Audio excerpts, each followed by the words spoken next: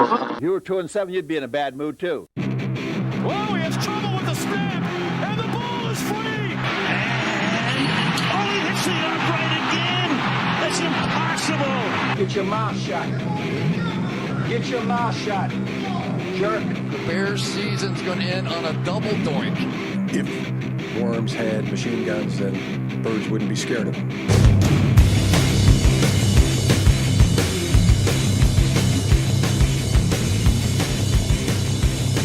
Hey, how's everyone doing out there? Welcome to a Word Hole Media presentation of the Limp Ditkas podcast. I'm Pete.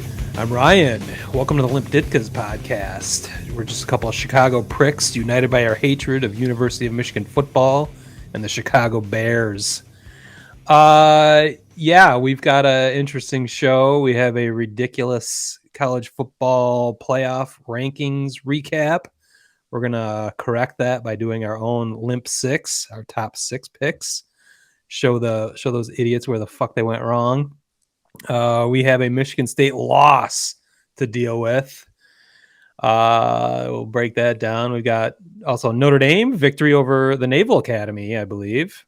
Yeah, crushing. I might even throw in a little bonus MACtion here, as it's a Wednesday night. We had some Wednesday night MACtion last week during our podcast. I need to bring up as my alma mater, Central Michigan, defeated our arch rivals, Western Michigan. So I've got to bring that up at some point. Sounds like you already did. Yeah, well, I've got a lot more.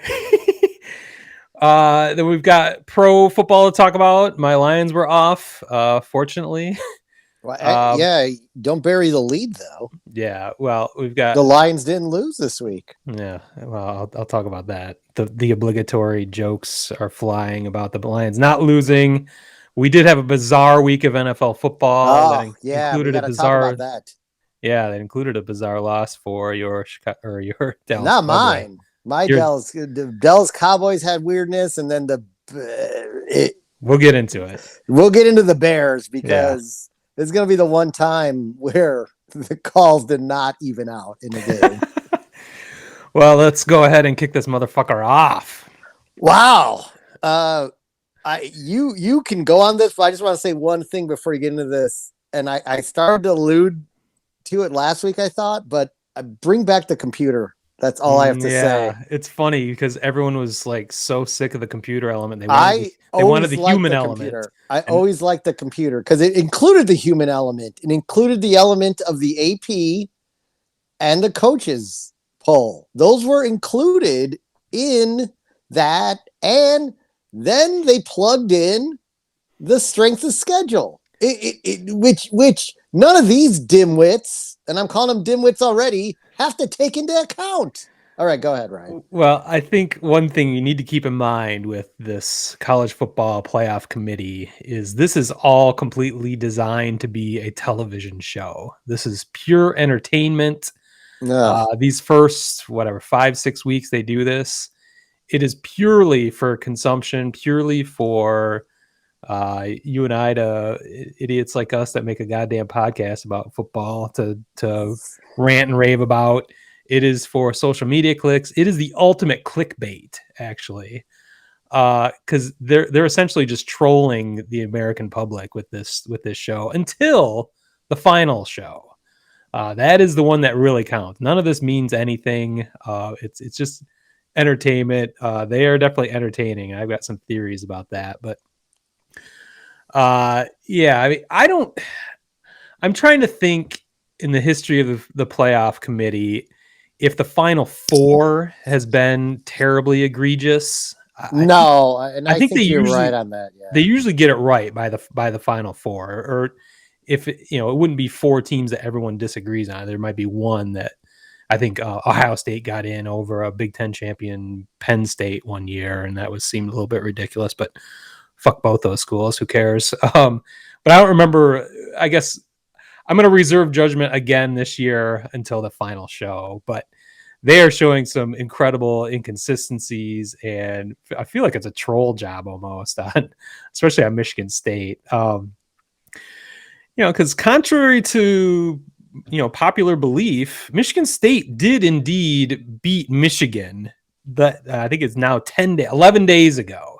And correct me if I'm wrong. I believe we were both standing there in Callahan's backyard on a Saturday afternoon. I'm pretty sure I witnessed Michigan State finally defeating Michigan, but I think the final score was 37-33. But Correct. apparently, everything you said is a truth so far. Well, I am using facts, and apparently the playoff committee is using feelings as the committee chairman, I forget his fucking name, officially said after the show or after the rankings were released that they felt that Michigan was the more complete team, and that is why they ranked them number complete 6. Me. Were they number 6 and State was 7? Yeah, it must have been 6 and State. Well, in the grand scheme of things, it doesn't mean shit because if Michigan State wins their last 3, possibly 4 games, if they make it to the Big Ten championship, they're going to go to the playoffs. If Michigan wins out, that would mean they would beat Ohio State. I think they could both be in the playoffs. So Michigan State can complain about it, and it's ridiculous. It's an in-state thing. I think everyone understands it, but it's definitely key to someone from Michigan. As Michigan fans have always, looked down their noses at Michigan State. So there's a reason why that little brother comment always comes out, and it's a little brother complex almost that Michigan State has to their big brother Michigan, who is a world-renowned educational institution. I think in the history of the game, you'd be surprised how close their resumes match up, as Michigan's is a little bloated, but there is an inferiority complex. So this playoff committee just fed into that, and that's why Michigan State fans are freaking out. Fortunately, I feel like this is a national outcry. This is not just Michigan State people. It seemed like the nation is seeing the injustice in Michigan being ranked ahead of Michigan State just 10 days after they beat them. In every level of football, the first determination of where you stand is record. And if your records are the same, the very first tiebreaker is head to head. That is in pro football. That is in college football, conferences and divisions. It's in high school football. It's in junior high. It's everywhere. So for the playoff committee to suddenly, not recognize that is just bizarre, especially when they made it a point even the week before, a really good, a well-executed idea that Oregon should be ranked ahead of Ohio State because they have the same record, and Oregon beat Ohio State the head-to-head. So they were following that. I think I praised them last week about that. There were a few instances in the rankings where they chose to put the head-to-head winner ahead of the other. Somehow they did not do that with Michigan State. And again, like as I preface this, it's meaningless because this is just a big TV show. This doesn't mean anything. Plus, State still holds their destiny in their hand. But it just is unreal, and it makes you question the judgment of this 13-person committee, whether they can execute by the end of this. Fortunately, I think it's going to be all worked out in the end, and most of this is just going to work itself out on the field. I don't think there's going to, well, we never know, but I think there's a pretty simple way that this is all going to work out, mainly because Michigan and Michigan State still have to face Ohio State. I don't think either of them are going to beat Ohio State, so they're going to be out of this in a matter of weeks anyway. So unfortunately, but I don't know. As an outsider, I'm guessing you weren't quite as outraged, but I have a feeling you can see some injustice at least. Well, the whole thing's puzzling. Like if you're just, and I don't know what, like you said, we've said over and over again, they're just guys sitting around looking at teams and making their judgment and putting their votes in. What's interesting, I follow bcsknowhow.com, which is the Twitter site that has the computer statistics. Mm-hmm. So they actually run the BCS computer analytics every week. The same formula that they the same formula. So what's interesting, and this is worth talking about, is the computer would have put Michigan State behind Michigan. Okay, that's interesting. Game control and other weird things you never hear about. So this week, the simulated BCS ranking is Georgia, Alabama, Cincinnati, Oklahoma, Ohio State, Notre Dame, Michigan State. Wow, is your top 8. Then Oregon, and Oklahoma State. So that's all taken in. Whatever it weights, the AP poll, the coaches. There's like 7 polls, I believe, if I remember that. Strength of schedule. Yeah.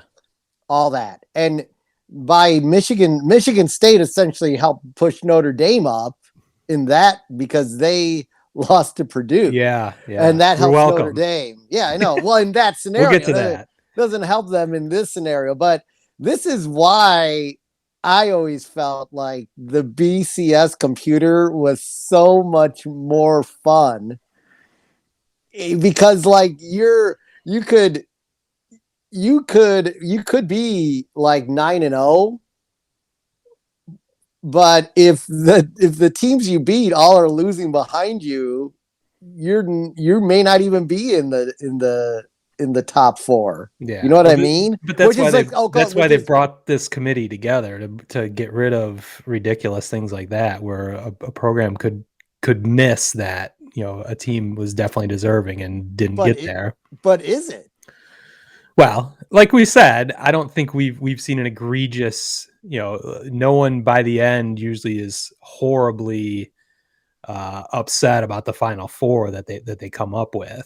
In the early stages, yes, but again, I think they're making a TV show, and I think they're just trying to be as dramatic as possible.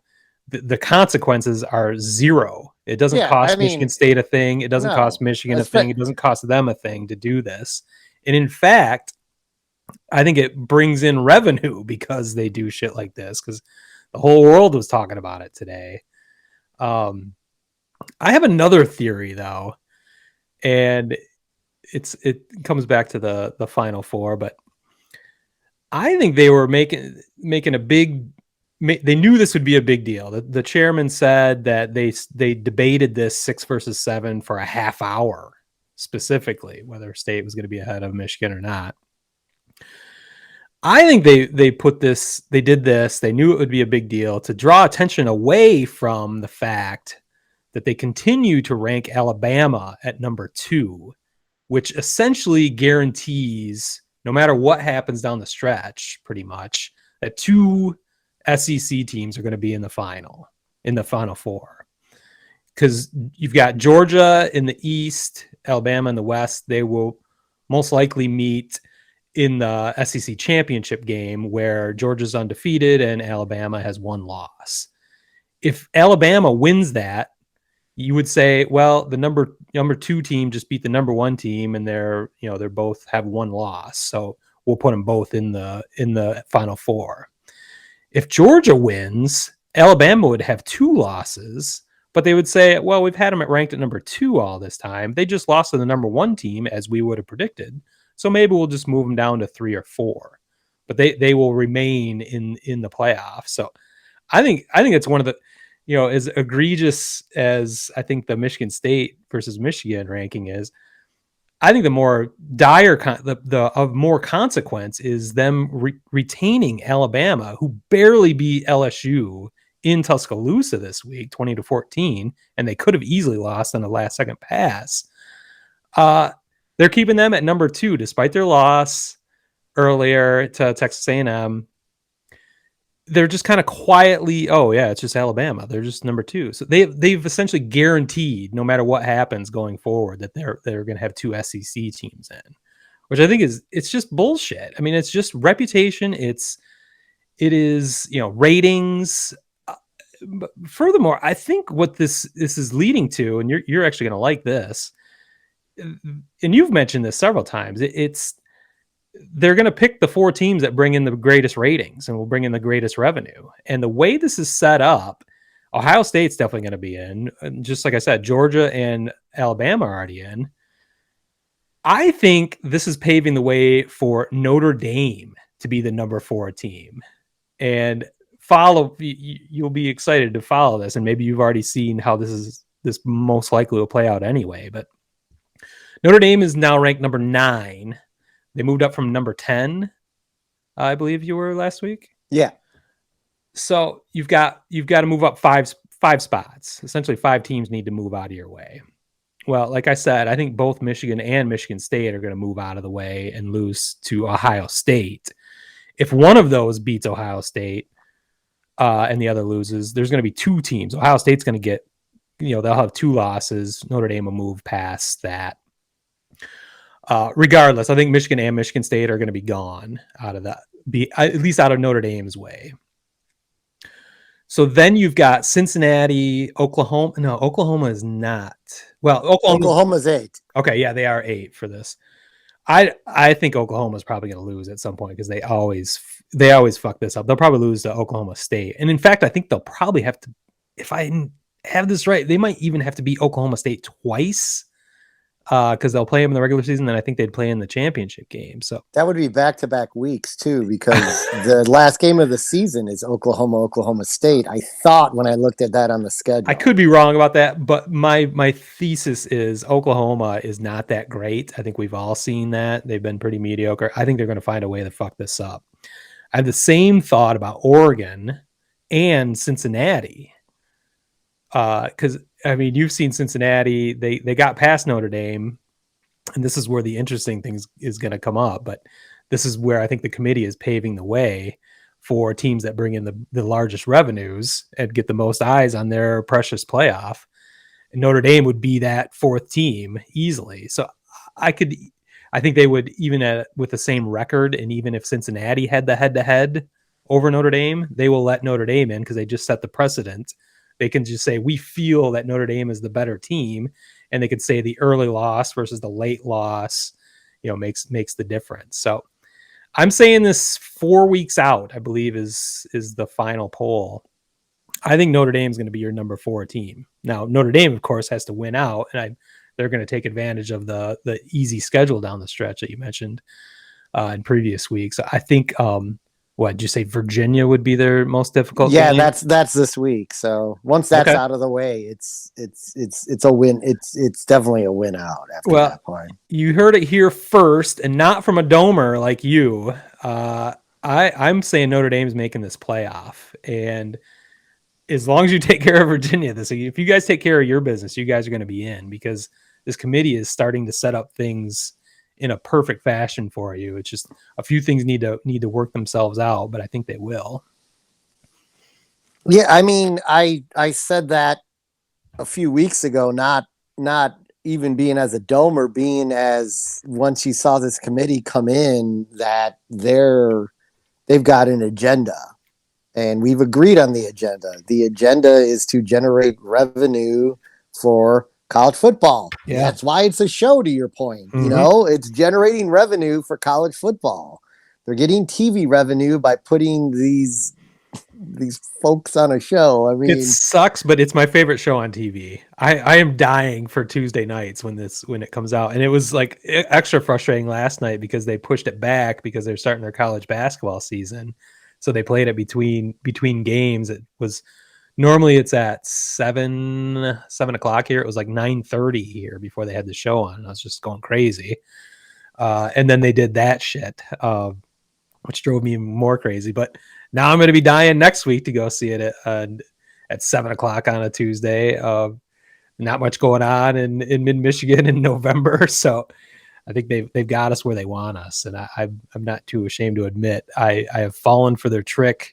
I am spending the first 15 minutes, 20 minutes of our podcast devoted to them and their shenanigans. So you win, College Football Playoff Committee, but hopefully cooler heads will prevail, and they will actually there will be some justice by the end of it. And again, I think they'll probably get bailed out, as things are so complicated right now with so many weeks to go and so many different things can happen. Usually these things work themselves out, but we're starting to see the path and how things could work out. And I'm seeing a favorable one for your favorable favorable path for your Notre Dame Fighting Irish. Well, it's very favorable to your point when you're trying to get the teams in there that generate the most TV revenue, and names like Cincinnati and Oregon just don't do that for them.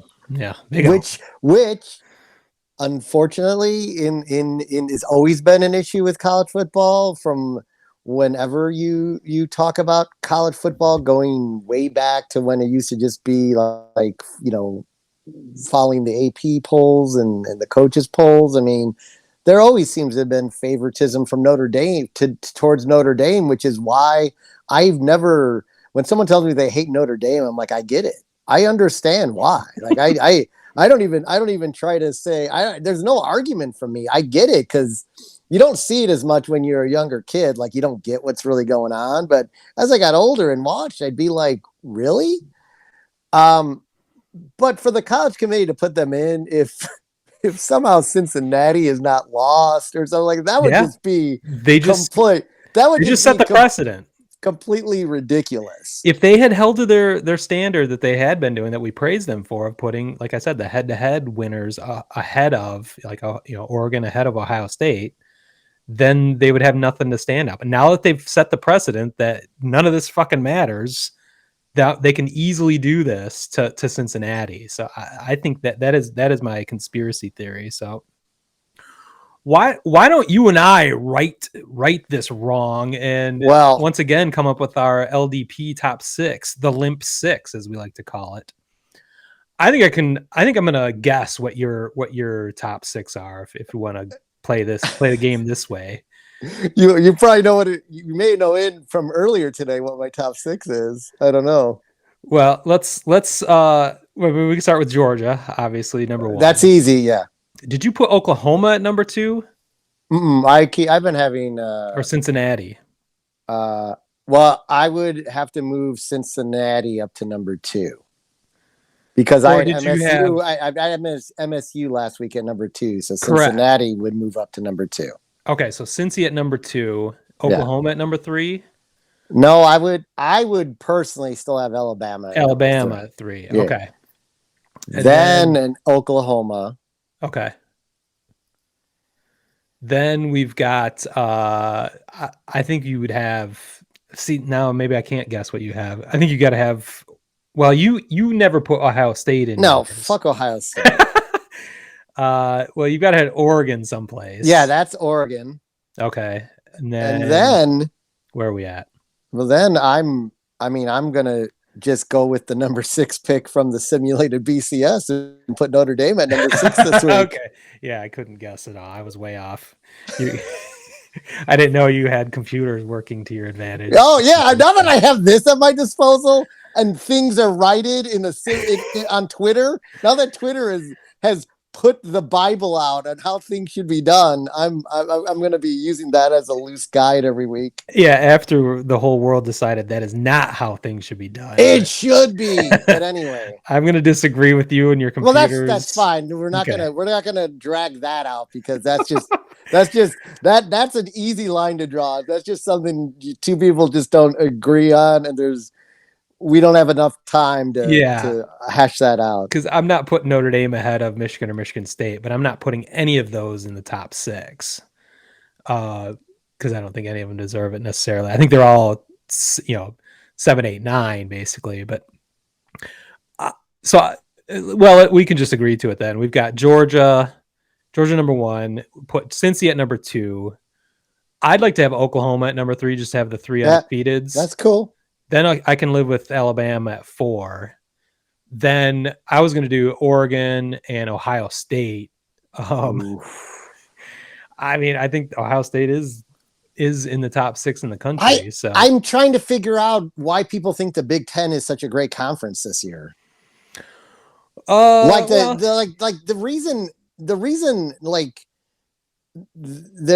reason in, again, going.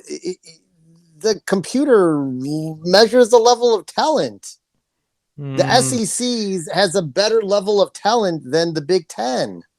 There are inherent biases that you're not recognizing in the BCS, because it's using human polls to do the majority of the work for it.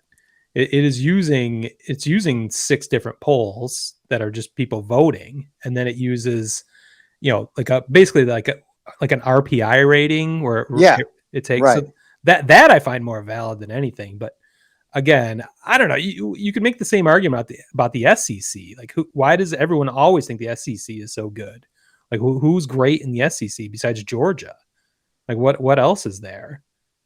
So, I don't know. Who would you replace for number 6? Well, I mean, like, let's do a Big Ten example. Illinois won again this week. They beat who was the 20th ranked Minnesota Golden Gophers. Minnesota's another ranked Big Ten team that Illinois knocked off. Like, and there's 3 lost Big Ten teams in the top 25. Like, Purdue what is going? Yeah, what's going on? Yeah, like, it doesn't make any sense. Well, let's agree on our number 6. If we don't have Ohio State in, I can't put Notre Dame in over Michigan State. Who would you have? This is where I think you have to let go of your anger. Okay. I mean, are you gonna go like drop down to? I mean, Wake Forest isn't even. You could do like Oklahoma State. You could do Oklahoma State. I can't do that. I can't put my name on Oklahoma State in our top 6 over Ohio State. I've already compromised. I didn't want Alabama in this, but I'm letting them in for the same reasons I would let in Ohio State, because I think. Well, fine. We'll put Ohio State at 6 with an asterisk. Okay. All right. I can put the asterisk in the graphic next week. There. Thank you. See, this is how the committee has to work. They have to fight. They have to fight each other. There's 13 people. I did hear you had some questions about how that committee was made up. There are 2 representatives from each of the Power 5 conferences on that committee. Now that would only be 10 people. So I don't know who the other 3 people are. So that might be where there's an extra Big Ten person I think you were complaining about a few weeks ago. Yeah. But it's I don't not know if I was complaining, just pointing it out. Yeah.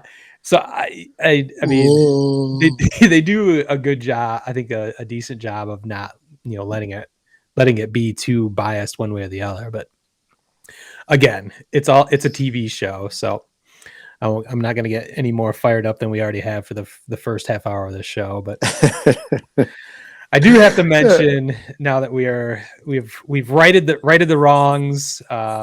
There's a reason why there's a reason why this all came to a boil, and it could have been avoided if Michigan State just had taken care of business in West Lafayette, Indiana, and beaten up on the Purdue Boilermakers, or as everyone likes to call them, the Spoilermakers. Couldn't overcome the drum, man.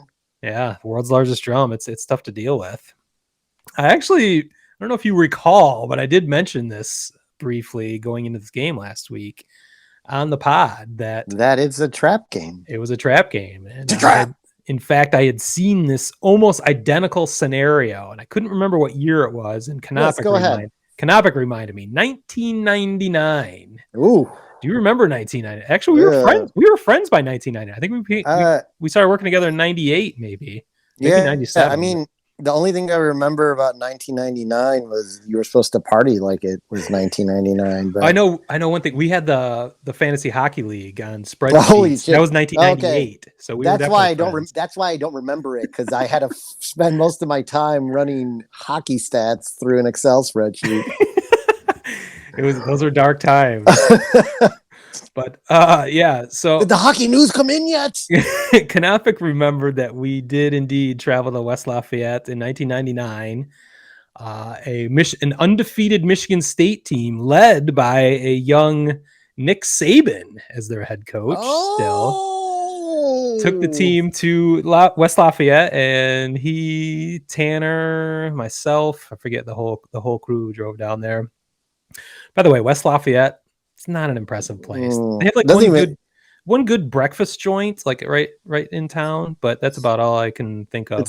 It sounds terrible. Yeah, West Lafayette. Yeah, it wasn't great. That's most of Indiana, though. But True that.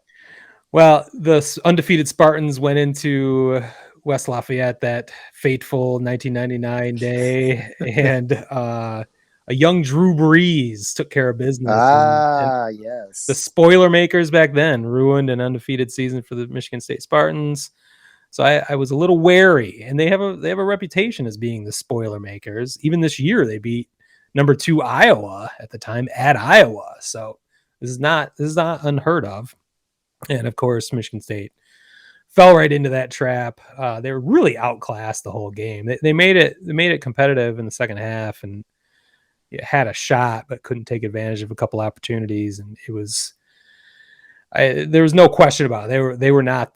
They were beaten by the better team that day. So I'm not going to complain about that. I'm disappointed that Mel Tucker couldn't have his team ready to play. There's no question about Purdue's game plan. They were going to throw the fucking ball. And now Michigan State has allowed 1,000 yards in the last 2 games in passing between Michigan and Purdue. Yikes. Yeah, I believe they have the worst rated secondary in all of college football right now. So that's a problem. And it might be a limitation of personnel more than anything. It's maybe not scheme. Maybe it's just they don't have the horses in the secondary to take care of it. They had a few injuries, but most of that team was built through the transfer portal. So I think they need, once their lack of depth is exposed, it is really exposed now. So I'm a little wary of Spartans' chances down the stretch, because any team that actually throws the ball, including this weekend against Maryland, they could be in trouble. Fortunately, Michigan State's offense is still quite formidable. In fact, Kenneth Walker III still had close to 150 yards and a touchdown. So he is still the Heisman leader, I would say, at this point.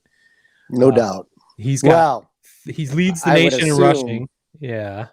Hopefully they don't use the same committee for the Heisman. It's a similar committee. He's got 1,330 yards rushing, leading the nation. He's got 15 touchdowns now. That does not lead the nation, but it's amongst the leaders. So if he continues to put up 150 yards and gets a touchdown every week, I think this is a shoo-in, especially after last week in his Heisman moment against Michigan with 5 touchdowns and 200 yards. So hopefully they've got that shirt up. Like I said, Michigan State might have some issues with Maryland and their passing attack.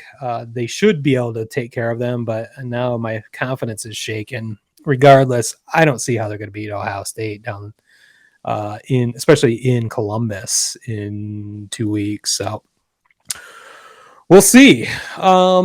That's all I've got. I've kind of monopolized this, but I did mention your Notre Dame Fighting Irish earlier, and how I think they are going to get to the finals. Well, I mean, they rolled the midshipmen like they should, which was something they were having trouble doing towards the start of the season. Games that they should have won easily, they were barely winning.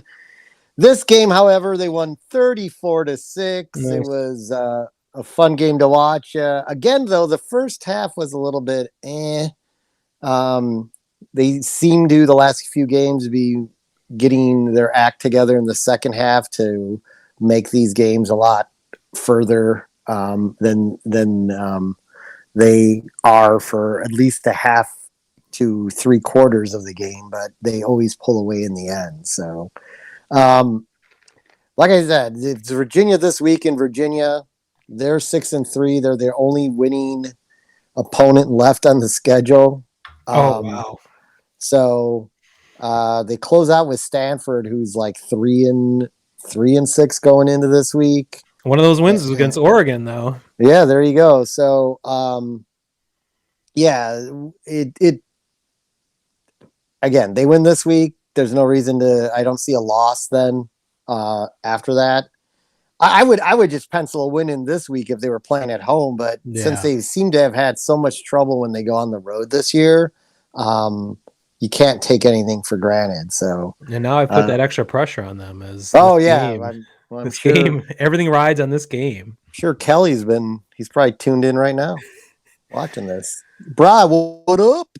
So anyway, I think they'll win. Michigan coach. I think they'll win. The question will be, how convincing will the win be, and how does that affect things for them? So that's all I got for Notre Dame this week. Well, you mentioned Brian Kelly, who is the former coach of my alma mater, the Central Michigan Chippewas. I needed to mention the Chippewas because they were actually playing during our last podcast, episode 23, as they were playing on a Wednesday night, as they are again on a Wednesday night. They're playing Kent State right now. But last week, they were playing our arch rivals, Western Michigan, an ancient rivalry. In fact, there's a trophy now associated with the game because every college game in Michigan apparently has to have a trophy, or at least in the Big Ten. In the Midwest. It's the victory cannon for whatever reason. Neither school is a military school, and neither has anything to do with the Civil War. So I'm not really sure what a cannon has to do with anything. And I was texting Canopic, like, I mean, I drank a lot at college, but I can't believe I would completely black out and not know about a trophy associated with this ancient rivalry.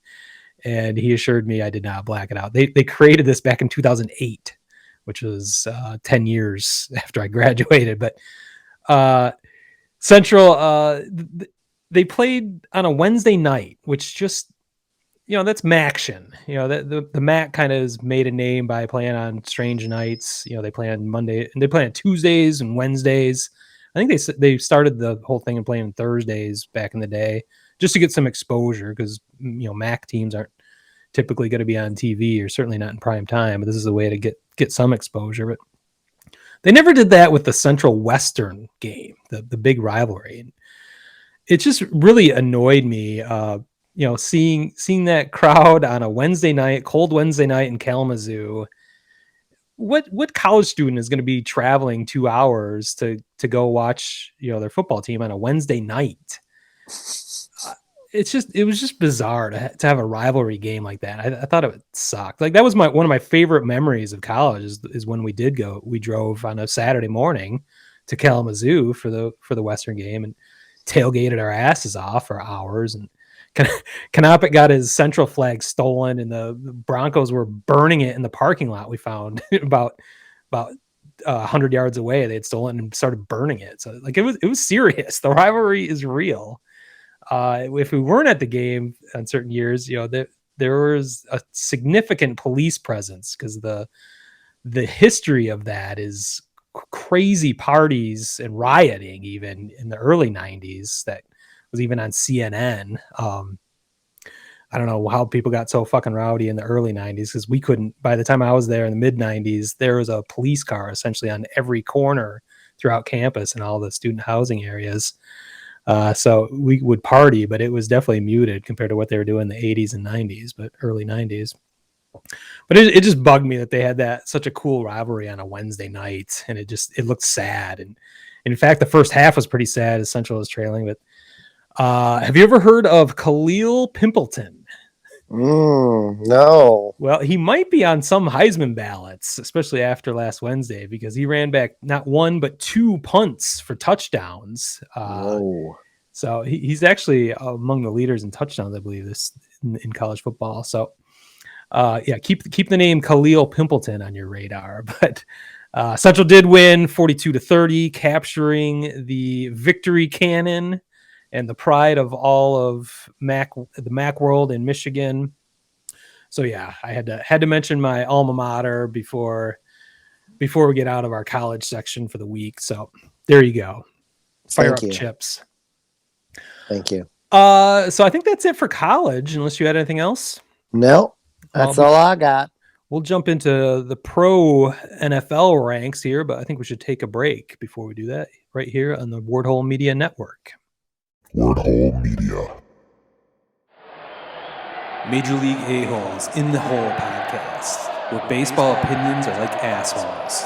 Everybody's got one, and most of them stink. Find us at MajorLeagueAholes.com and anywhere you listen to podcasts. Wordhole Media. All right, welcome back, everyone, to the Limp Ditka's podcast, and we're going to talk a little Cowboys football now, and something I didn't see coming, a loss this week. Nobody saw this coming. The 6-2 Cowboys, who are the most prolific offense at home, scoring 40 points a game at home, just dominating anyone who comes into that stadium, got dominated by the 500 Denver Broncos, whose they sent away their best defensive player, Von Miller, and their defense still dominated the Cowboys offense. And you had Dak Prescott back. Yeah, after using a Chippewa. Cooper Rush. We got Dak Prescott back, and he looked off. He looked like he had an extra couple weeks off between.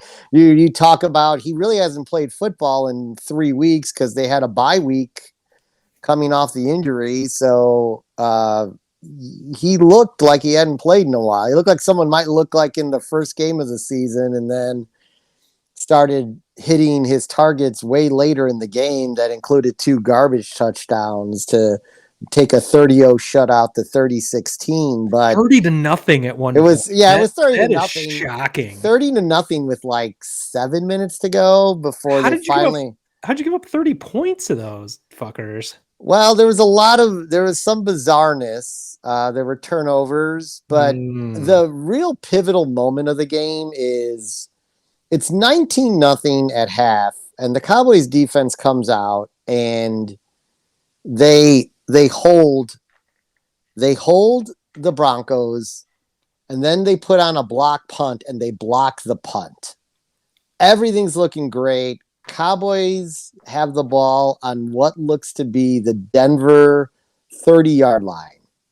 This is how the third quarter is going to open up. There's the entire third quarter is basically left. The Broncos were going 3 and out. They had just had an incomplete pass, so the clock had been stopped. There was like 13 minutes to go in the game in the third quarter. So you're thinking 7 points all the way. It's going to be 19-17. The Cowboys are going to do what they normally do. The Cowboys are a team who definitely really pours it on in the second half, similar to what I was talking about with Notre Dame. It seems to be a similarity in both of my teams, halftime adjustments or whatever. Then the refs are huddled up, and you're like, what the fuck is going on? Oh, no. So here's an interesting rule in the NFL on a punt. When the punt is blocked, which it was blocked, so to me it's already been touched, but whatever, it's already been touched by the other team. It was touched behind the line of scrimmage. So it's not a live ball yet. What happened is the ball hit the turf and bounced up, and a Cowboy player touched it beyond the line of scrimmage, which then turns it into a live ball as if he were the receiver. Yeah. I was trying to figure that out, but yeah, it's like he's the receiver muffing a punt almost. Right. Which then led to Denver picking the ball up, running. You can't advance a muff. Yeah, which doesn't matter. Which doesn't matter at that point anyway. But he starts running with it. They tackle him, whatever. He's short of the first down. It doesn't matter. It looks like Cowboys football. Yeah, they huddled up. So the Cowboys do not get the ball back. Instead, the Denver has it with a first down, and then keeps the Cowboys defense on the field for like 5.5 minutes on what went from a total tide changing game in the Cowboys direction to a total changing the tide back to the Denver's direction. And that was it. That just punched the Cowboys in the gut. Well, I think what was it? It was being down 30-0 though. Wouldn't you say? Or well, it was only 19-0 at that point. When what I'm saying is they get the ball back, it's 19-7 because they're only 20 yards or they're 25 yards from scoring a touchdown at that point. So it just freaking deflated them. The defense couldn't get off the field. There were some, there were a couple penalties that kept them on the field. Nothing erroneous or anything like we're going to talk about in a minute. But yeah, it was just really tough. And then they just looked. I mean, we had so many. The Cowboys, the Denver definitely won the game. The Cowboys didn't necessarily beat themselves, but the Cowboys did help Denver out a lot.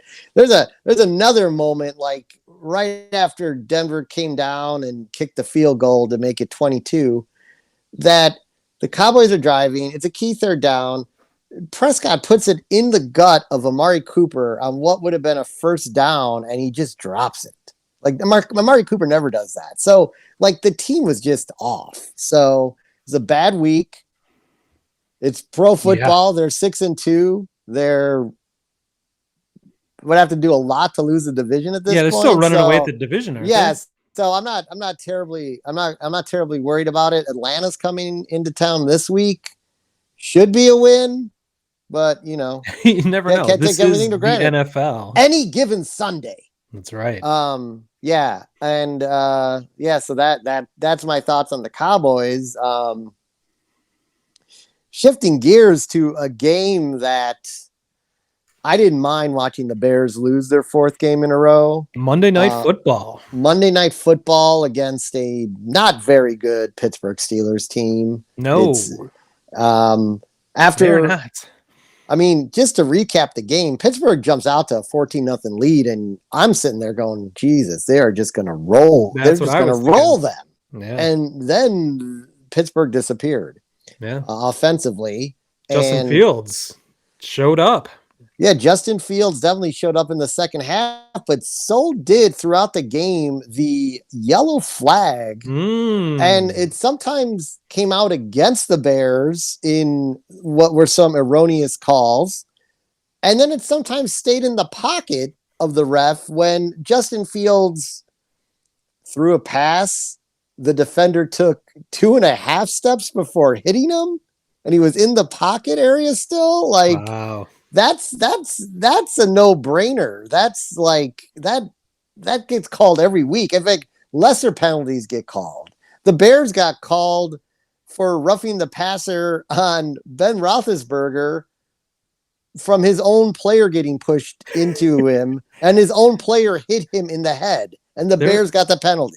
I think at one point there were 14 penalties against the Bears and 2 against the Steelers in the game. It was crazy, including the craziest flag I've ever seen, where a referee basically threw a hip check into a passerby that happened to be a Bear and threw a flag on him for contacting a referee. Yes, that was. I mean, it was so bad that Boomer. Did you hear about Boomer Esiason? Boomer Esiason called for those refs to be suspended for 2 weeks without pay. Wow. Without I don't know. Hey, Boomer, don't take people's money away. What are you doing over there? I don't know what. I think it was without pay. I'm saying without pay. Well, without pay. I'm not taking anyone's money away. Well, what's good is a suspension if you don't take their money away. Hey. Just take their ability to fuck up games. They all have other jobs anyway. That's true. They're all like dentists, lawyers, and shit like that. Yeah. They'll be fine, I guess. Hopefully that officiating crew is better at their day-to-day job than they were in calling that game. Yeah, we are united by our hatred for the Chicago Bears, but we are also united by how ridiculous that game was. Yeah, that was. I mean, I really think the Bears end up winning that game if all those penalties aren't against them. And I think Justin Fields is going to end up being a pretty damn good quarterback because this is the most I've watched him. And the ball he threw at the end of the game when they needed to score and they took the lead, that ball he threw, Allen Robinson on the sideline. Yeah. I mean, they didn't even have to stop stride. It was perfect. It was perfectly placed. Didn't stay up in the air too long. Hit him. He kept going. I thought he was going to score, and they got him pushed out of bounds at like the 6th. But damn, like he deserved to win the game. The Bears deserved to win the game, which is painful for me to say. But hey, I'll take a 4th loss in a row, no matter how it comes for the Bears. So, well, you mentioned, of course, the Pittsburgh Steelers there, who happen to be the Lions' next opponent. Fortunately, the Lions did not play this past week. It was their bye week, and as you joked and the whole world joked, I saw the same joke 1,000 times maybe on social media. Well, there you go. Oh, the Lions didn't lose this week. They didn't lose this week. In fact, I saw many different versions of bye week 27, Lions 24. They lose on a last second field goal. Yes, I did. The score may have been different on several, but yes. So hilarious. Lions did not lose. But they do play Pittsburgh this coming week. It was a bizarre week in football, and I felt like the Lions could have taken advantage of it has so many upsets and so many unexpected upsets. It seems like the Lions would have been perfectly placed in that week to get off the schneid and get their first victory. But maybe they can in Pittsburgh, because I was not impressed with Ben Roethlisberger and their crew. I'm guessing that same officiating crew won't be there and in favor of everything Pittsburgh does and against everything their opponents do. But so maybe the Lions have a shot. I think I would never think that going into Pittsburgh until I saw them this week, and it wasn't good. The Lions have Taylor Decker coming back for the first time this year. They're Pro Bowl. There's a difference between Pro Bowl and All Pro, I guess. Left tackle. He's finally coming back from a finger injury. Not a finger. Yeah, so maybe there's some hope there for the offensive line. They're going to move Penei Sewell over to the right as the right tackle again. I'm not sure I'm in favor of that, but we'll see, I guess. I mean, the Lions are woefully under-talented. Not a whole lot going on with that roster, especially on the offensive side. Jared Goff is not the quarterback of the future, not going to be in the league much longer after his contract runs out. So that's about all we've got. I'm just hoping they win one game and maintain their status as getting the number 1 draft pick as the worst team in the NFL. What do you got? Yeah, I was going to say, I think we should you brought up the madness of the NFL this week. Yeah. I think it's worth running down some of the craziness. Okay. It is. And then that can lead nicely into the upset special, because my upset was part of that craziness. The Giants beat the Raiders. I don't think anyone saw that. The Raiders were definitely favored in that one. A Cardinals team without Kyler Murray or DeAndre Hopkins just destroyed the 49ers. Yeah, that's this bizarre. week, which to me, if you were saying who's the best team in the NFC, you got to say the Cardinals probably are, because for them to be able to do that without 2 of their key offensive components and then losing Chase Edmonds in that game for the rest of the game, I mean, it hard to say there's a better team in the NFC right now. Yeah. Maybe the most bizarre game was the fact that the high-flying Buffalo Bills could only muster 6 points against the Jacksonville Jaguars to lose 9-6. This is ruining everyone's survivor pool across the country. Like, I've heard that complaint more often than anything. It ruined somebody's survivor pool, because who the fuck would ever think that the Bills could possibly lose to the Jaguars and to score 6 points doing it like that? I don't know what the fuck's going on there. That I didn't see that game. I'm not sure how many people actually watched that, but it was barely on the red zone when there's not much red zone action. There's no red zone action. Yeah. Then you had, and maybe this isn't so crazy, but it's a little crazy. The Titans lose their star running back, Derrick Henry. They go into LA to play a red hot Rams team, and they beat them in LA. They were not favored, and they were the underdogs in that game going into LA. Matt Stafford looked a little confused at times, confused. I am so glad you brought this up. He looked like vintage Matt Stafford. And this is what the whole world doesn't understand about why Lions fans, or at least some Lions fans, aren't all that broken up about not having Matt Stafford as their quarterback anymore. Yes, he is light years better than Jared Goff. He is a far, far above average. I'm not going to call him an elite. I was potentially being an MVP candidate this year, but he's never been that before, because he makes the dumbest mistakes at the most brutal times. And for the first time this year, LA Rams fans are getting a taste of that, as he threw probably the dumbest interception I've seen, where he was trying to avoid a safety, but it was spun around and just threw blindly to the 10-yard line, which ended up being a pick 6.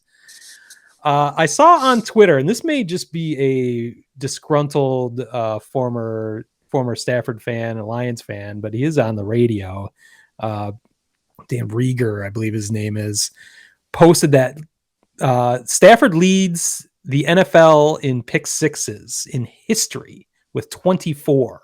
His 24 pick sixes against him. I need to look that up. I'm not sure if you have your computer set up over there to find out most pick sixes in history. But if Matt Stafford has 24 of them, I guess I wouldn't be surprised that he leads the NFL and the history of the NFL in that. But that looked like the Stafford I've known for 11 years. So I'm glad the world got a taste of that on Sunday Night Football, at least. Now there's some understanding. Well, why couldn't the Lions get it done all this time? Or why are Lions fans some happy to see Stafford go, or time for a change there? Well, Brett Favre has 31. Okay, then that was just a disgruntled. I'm impressed that you were able to pull that up so quickly. But so yeah, that was just an angry Lions fan posting fake Stafford facts. But is 7. 7th? Yes. So 7th he's got all lots time. of time. Yeah. Well, he's working on it. Favre, Marino, Namath, Breeze, Manning, Rivers. I mean, he's in good company. It's just longevity, I guess. Yeah, he hasn't been. He'll end up on that list. He's got like anher 7 years to go, probably. 8 Yeah, years, he maybe could very well be taking that title away from Brett Favre. I'll be sure to keep a tally, get a graphic going for that, for all of Matt Stafford's pick sixes. So yes, thank you for bringing that game up. And then I'm going to close with this because it's going to lead into the upset special this week. And it was Cleveland just steamrolled Cincinnati, which I said, this is a different Cleveland team that's played the last few weeks. I'm picking them for my upset special. And sure enough, it was 21-0 before you could even like put a piece of popcorn or whatever snack you were eating that day watching football. It was nuts. I mean, it was vintage new Cleveland. Like when that offense gets rolling and Chubb and the receivers and it's the moving past the Odell Beckham era there because he was released, and that was a huge narrative in the game. Even the broadcasters joked, like, don't you think the biggest narrative is going to be they're 1-0 since Odell Beckham has left the team? But so that moved me. I went to the archives, this year's archives, because I was a little after you're a little hazy on this. Well, after I did the two picks, I did 2 picks in 1 week. Then I got confused. I'm easily confused. I'm almost 50 years old, Smitty. So anyway, long story short, I moved to 6-3 on the season. Funny thing is, you sort of teased earlier my upset special of the week. I am going with the Detroit Lions. Oh my God. First victory. Okay. Over the Steelers. They are plus 315. How wonderful that is. That's easy money right there, folks. If they just win the game outright, they're 9.5-point underdogs. They're going to cover that against the Steelers for sure. Wow. So you're taking the points and the win. No, I'm just taking the win. Wow. Just saying they are going into Pittsburgh and they are going to win. You were starting to build some credibility with their 6-3 record, and then you just do something like this. Well, I got a couple losses. I got a couple losses to get away with there. But no, I watched the Steelers. I mean, watching the Steelers this week, and I've got to see them a few times, just like from watching Red Zone. And I mean, is there a less creative offense in the NFL? I don't think so. They run. Well, everyone runs the ball, so they have their running plays. Not pretty standard running plays, but then they also use their receivers as running backs way more than I've ever seen any other team do. Yeah. And then they throw like a lot of screen passes. I mean, it's not a very vertical offense. No. It's vertically challenged, to say the least. So, well, you're giving me hope. We'll see. You get on that juice, baby. I'll be tuned in on Sunday. I don't think I'll be gambling on the Lions. I'm not sure I ever will in my life. Well, don't worry. You'll be getting a text one way or the other on Sunday. I will. Because it's going to be your fault. I'm holding you responsible. Yeah, it's me. not 50, not 63 years of futility and everything that could possibly go wrong. I'd be going barely wrong. paying attention to the Lions right now if it wasn't for you. So it's your fault. Yeah, it's my fault. Well, I think before we end this episode, we do need to talk about the most famous person in the NFL, maybe Aaron Rodgers. Ooh. We didn't talk about this before the show, but first of all, we have to mention it was finally revealed. We should have brought this up. Actually, you don't even know what I'm going to say here, but we should have brought this up last week, in fact, because it was finally revealed he had been growing his hair for 1 year for a Halloween costume. And that Halloween costume was actually John Wick, one of your favorites. Did you see that? I did not see that. You got me on that one. I didn't see that. But the funny thing is, he looks more like John. He looks more like what's his name from Fargo, the guy putting the stuff in the wood chipper. Steve Buscemi. I forget his character. No, Fargo, not Buscemi. No, the other guy. Yeah, I can't think of that. I can't think of that actor's name, but he's actually in John Wick 2. He's in John Wick 2 at the beginning. He looks more like him than John Wick. But I have never seen John Wick. I started to watch it. I started to watch like the first 2 minutes, and you see that puppy, and I knew immediately they were going to kill that dog, and I'm like, nope, I am not watching this. What's so weird to bring up John Wick is I literally watched it last night. Of course. It's one of my favorite movies. So it was finally revealed. That was why Aaron Rodgers was growing his hair long just for this costume. I thought he looked like him, but I'm not a John Wick aficionado. But the real news, it was revealed that Aaron Rodgers is indeed a liar and misled the public about him being vaccinated, as he is tested positive for COVID-19 and had told reporters, at least, that he had quote unquote been immunized.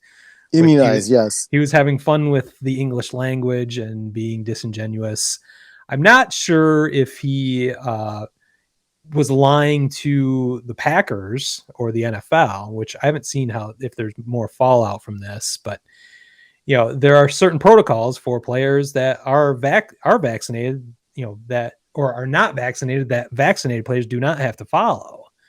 And I don't know if Aaron Rodgers is trying to get away with that, or if he was just trying to not even have to deal with the issue with the public or with the reporters, and just, he can say anything he wants, but he's really let down a large portion of his fan base. So it's funny because, like, you and I were talking even a couple weeks ago, how we're finally almost like kind of liking Aaron Rodgers for the first time, how he was just sort of, he just didn't give a shit anymore and just kind of said whatever he wanted. And then you find out he's lying about something so important and something that really upset a lot of people. So it's just unreal. It's like the first time in my life I started to like the guy, and then within a week I fucking hate him again. So I guess it makes perfect sense that we should have never been on his side for a moment. But yeah, did you see Lazard fell into getting fined too, the wide receiver? Because so this came out, I think it was earlier today. Yeah, right. Yeah, the 10th. Yeah. So the Lazard and Rodgers both got fined $14,650 because they both attended this Halloween party, and that's against the rules if you're not vaccinated. Oh, so it all comes back to John Wick again. And then the Packers got fined $300,000 for all of these incidents, which I guess they must have had a hand in it in what the NFL reviewed. Yeah. So it's a pretty big mess over there. But I think he is gonna play, right? Isn't he playing this week or something? I forget what the NFL protocol is. Like if he tests negative like several times, it has to be twice in a row within 24, or with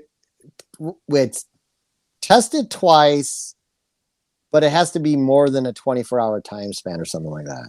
No, I mean, it's a personal choice. I think it's a foolish choice not to be vaccinated, but if he chooses not to, that's one thing. But then to mislead everybody about it is just cowardly. I mean, you'd think he's so outspoken about so many different things, and for him to shrivel up and not say that he was not vaccinated at the time and play some verbal gymnastics is, I mean, just dishonorable, cowardly. So congratulations, Aaron. You're a dickhead, but unless you have anything else, I think we can wrap up episode 24. Yeah, I think that's it. I another good week. I didn't forget anything. Good notes again. I'm proud of myself. Well, you can catch this podcast on our social media networks at Limp Didkas. You can find our merchandise at limpdidkas.com.